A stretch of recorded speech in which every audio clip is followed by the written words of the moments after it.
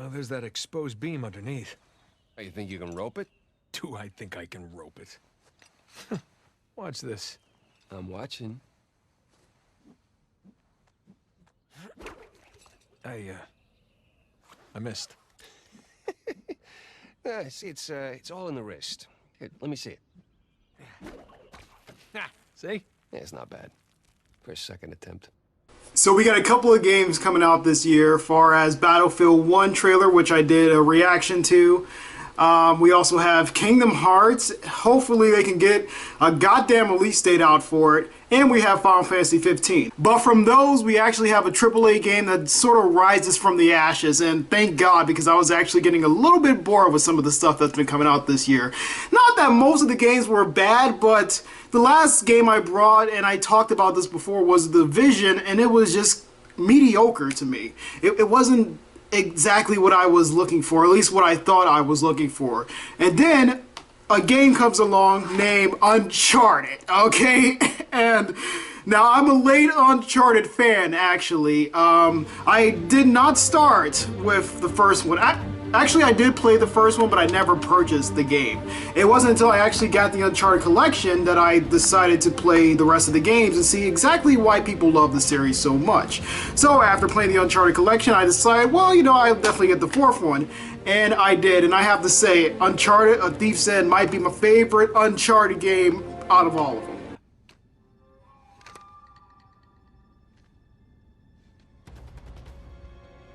Here they come. Take cover. I'm surrounded. Bullseye.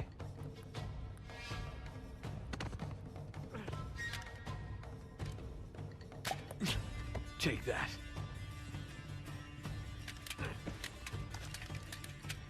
All right.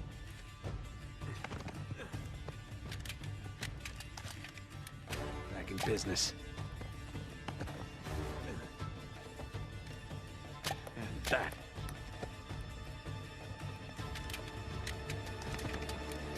Yeah, bring it. Hey, Nate, are you coming down to eat? Yeah, I'll be right there. The game works on so many levels. Everything has been improved from the previous installments, such as aiming, the very well-written script, which were always, I thought, possibly the best things about the game, was definitely their story and the banter between the main characters and the side characters, as well as the villains. We have some memorable villains in the series, of course excluding possibly the third one. But even with that being said, they still made an impact on the story and on Drake's life as he goes through these games. So now we have Uncharted 4, Thief's End, and this is where the series ends, it's over, and I have to say this is a fantastic... I can't even speak. This is a fantastic conclusion to the entire series itself as a whole. So it starts off with Drake sort of being part of his normal life until his brother Sam actually comes back into his life. Yes, he had a brother, and it turns out he had a brother throughout all of these games, but he was in prison throughout the entire games. That's one way for Naughty Dog to get around that sort of thing.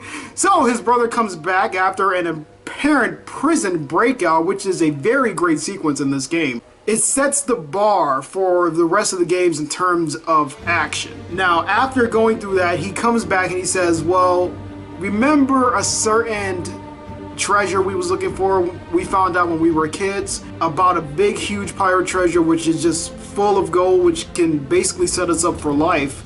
And they decide to go looking for it again, but only on one condition. This time, Sam's life is on the line.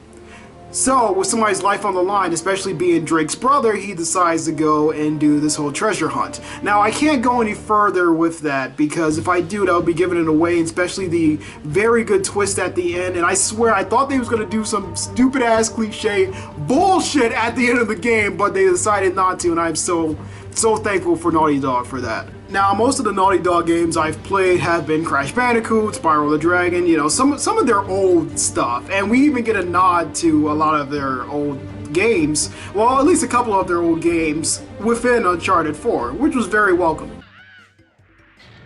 Crash Bandicoot. Is there a problem? No, just, how do you make it go? Push the start button.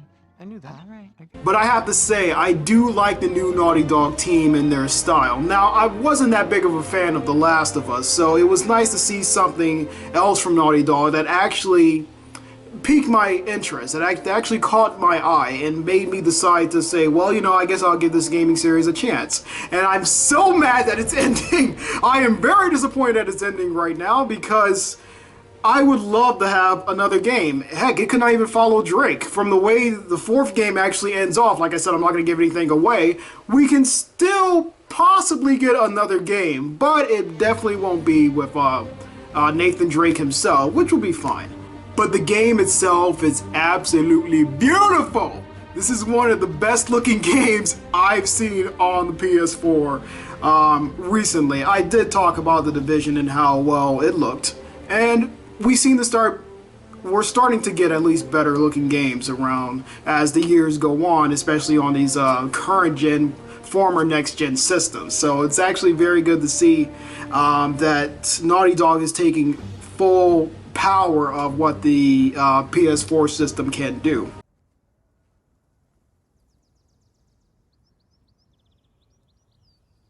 Nathan, up here.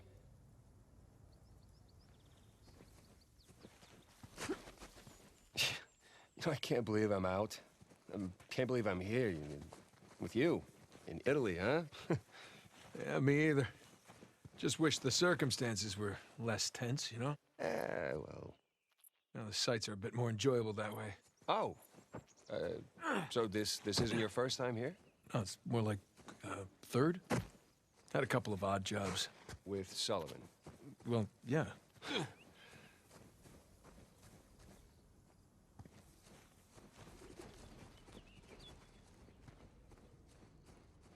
And considering that the game's only on PlayStation, it's no doubt that they will definitely be taking advantage of it. I was a little bit pissed off when they decided to push the game back a couple of months, but now after playing throughout the whole thing, both single player and multiplayer, I can see why.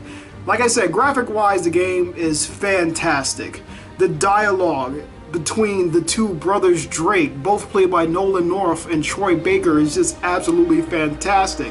We get appearances from our former characters that we love so much, such as Sully and Elena, who Nathan and her have been officially married. I'm sorry, I can't speak today. I don't know what the fuck's going on. I apologize. I always get in front of this camera and I just can't speak right. I have no idea what it is. But going back to the game, it is a fantastic last installment. We get a new character like Sam, who's finally introduced after being in prison for 15 years. I'm not going to say why, I'm not going to say how he got stuck in prison, because I'll still be giving away too much of the game. And we also have two antagonists such as Rafe and Nadine, who bring a sort of a different perspective to the Uncharted villains that I haven't seen before. One mostly being somewhat of an anti-hero, not being as bad as she's sort of made out to be, and you get that on later on in the game. And then you have another character, which I said is Rafe, who is a sort of rich boy who wants to prove himself, who's had everything sort of handed to him on a silver platter. He wants to show that he can actually do something himself. And so they're all in this sort of race to get this pirate treasure. And so you go through the ins and outs of whether you should go through the entire thing. Drake wants to have a normal life, or at least he wants to try having a normal life.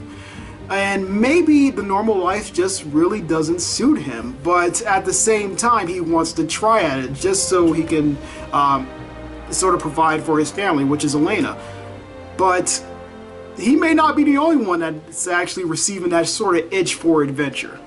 The game plays just like the other installments, really. It's pretty straightforward. I have to say, this is the same problem I had with The Last of Us. Is certain parts of the game that just feels like there's trying to be some sort of movie that's being presented. That is trying to come out and be something that it's not. And unlike The Last of Us, in my opinion, I think it works much better in Uncharted, although it's still a problem with me with games that are trying to sort of perceive themselves as both movies and being a video game. It has to be one or the other, guys.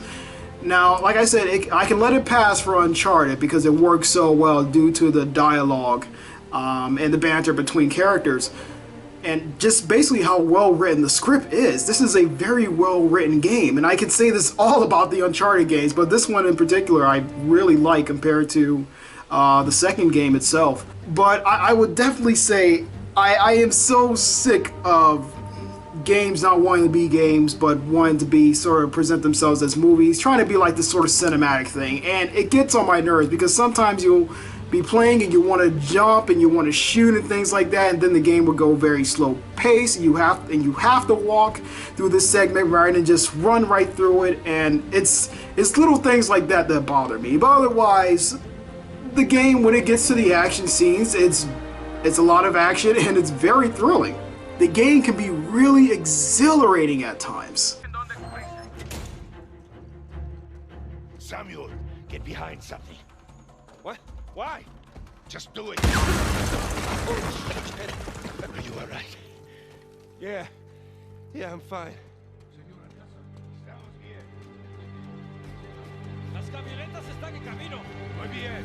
¿Y este gringo? Gringo está conmigo.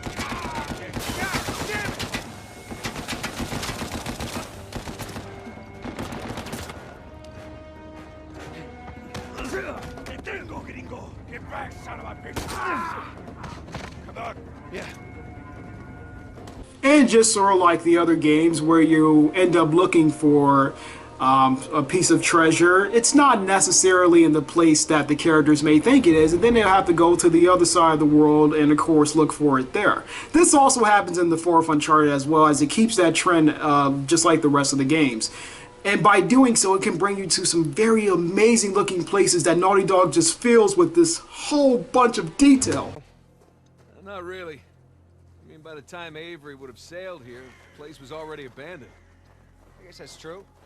Plus, with the massive bounty on his head, it'd be a good place to hide. So, what happened between you and Rafe? Nah, I couldn't deal with him. I'm pretty sure he'd had enough of me. Drake's apartment alone is filled with so much detail, it really is unbelievable. And not just that, you also go to different places, like even in South America, or you go to the Caribbean on these islands, which the water looks so real. Is that I wish it was a 3D television, that way I could just reach out and touch it, even though this isn't a 3D game. But it just feels that way, and the look of the game is so goddamn well done. It's just, I don't know what to say about it. It's possibly one of the best looking games I've played this year, hands down. Whether you're walking through the street market in South America, or whether you're jumping through the jungles and somewhere in the Caribbean, or whether you're on a snow-peaked mountain, it's fantastic. You feel like you're in these places and you feel like you're with these characters as they're going through this stuff, and especially if something bad happens, you feel for them and you feel the impact of what they're going through, which why the ending of the game is so important, which I'm not going to give away. I'm not going to give it away, I promise. I want to talk about it so bad, but I'm not going to give it away. It's not that amazing of an ending, but it impacted me mostly because I thought it was really going to go this cliche route, but they decided not to, which makes me think that there was possibly one script written for a different ending, but Naughty Dog decided to go with another ending, which in my opinion was a much better ending. So kudos to you guys for actually doing that. Not like you're going to see this video anyway. Uncharted 3 had a very great chase scene. Now, people can say what they want about Uncharted 3. It had one of the best chase scenes in the entire series. And Uncharted 4 comes along and it tops it once again.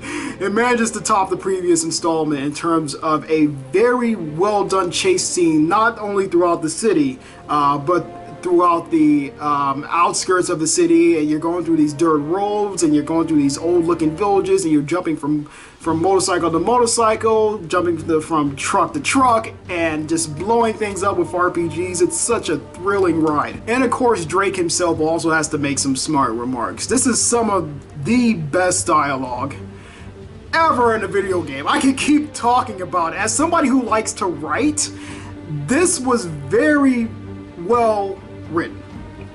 It really is. If I can just you can just watch a walkthrough on this game and be completely satisfied. But if you're not playing it, you're definitely doing yourself a disservice. And the game doesn't stop there, as it actually introduces a multiplayer very similar to the previous installments. Now, I never was a person that's been big on multiplayer, so I'm not going to go too much into it.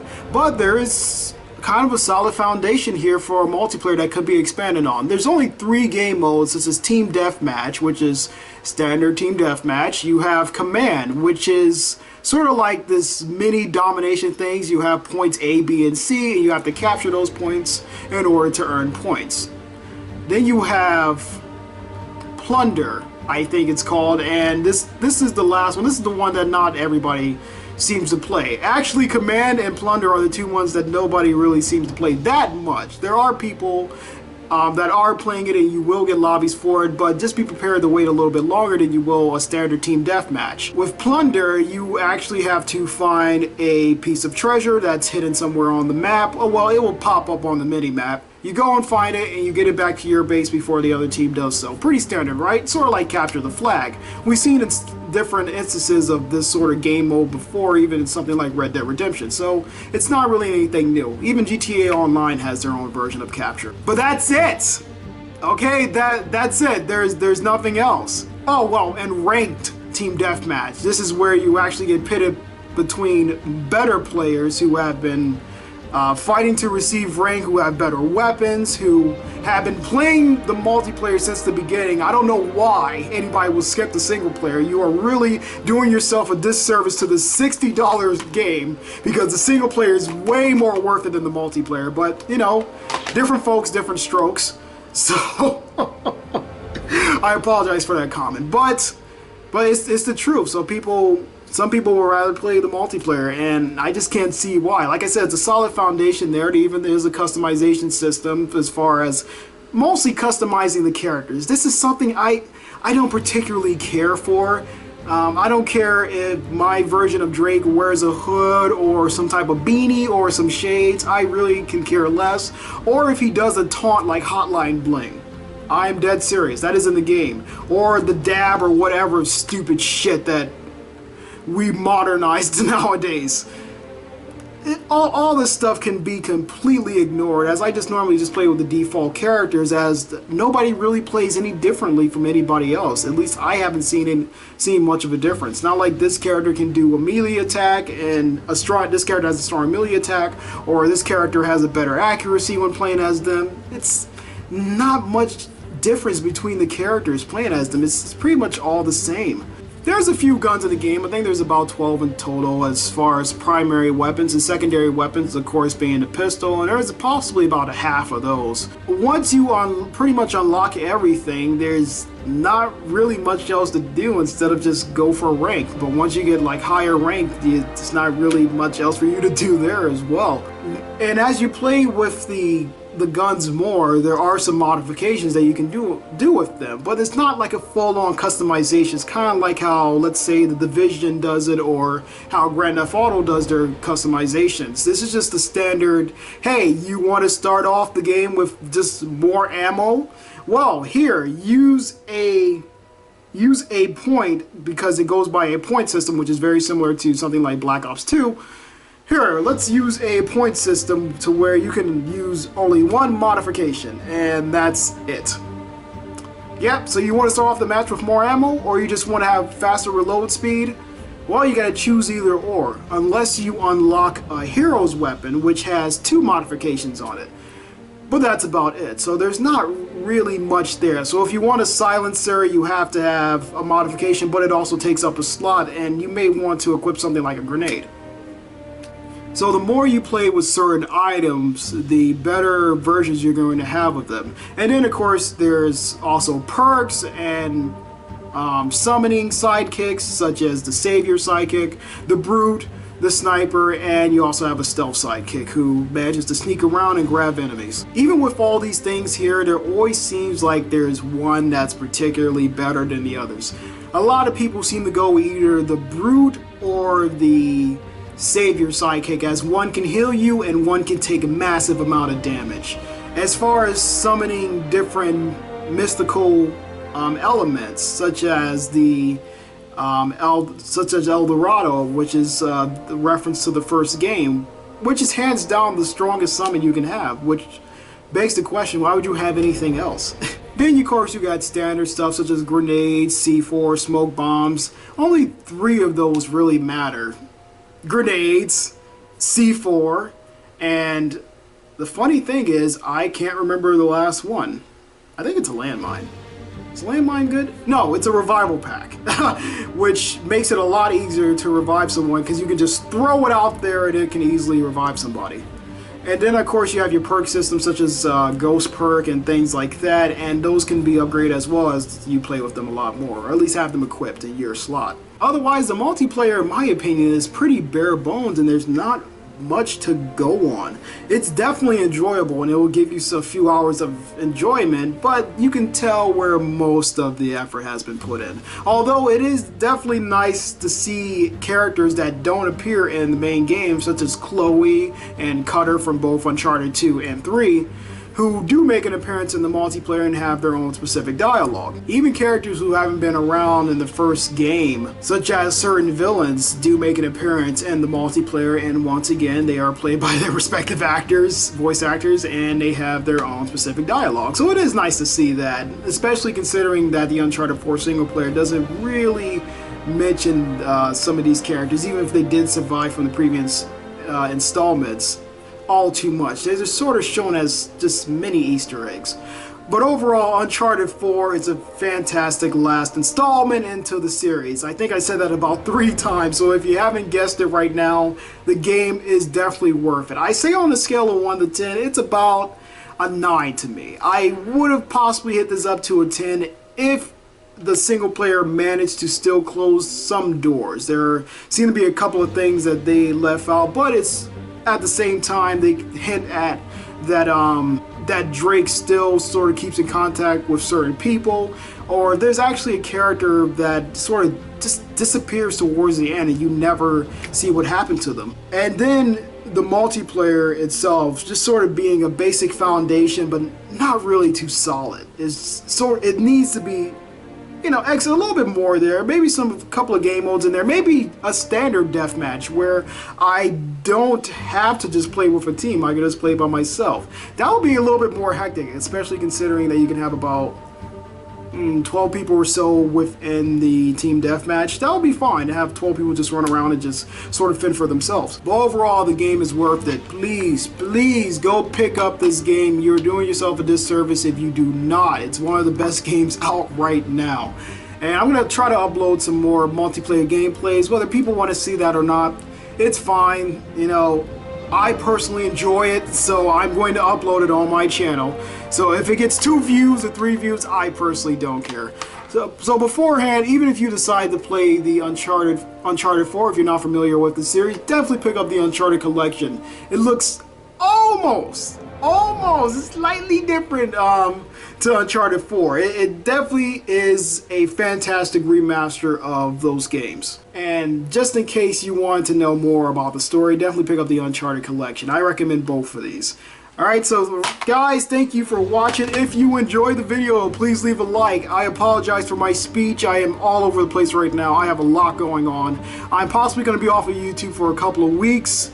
Sorry, it's just that I have some stuff I really have to take care of before I decide to jump back on here again. So I'm just going to stay away from social media for a while. Okay, but like I said, if you enjoyed the video, please leave a like. If you did not, go ahead and dislike it. It is very hot up here. I'm going to stop recording now.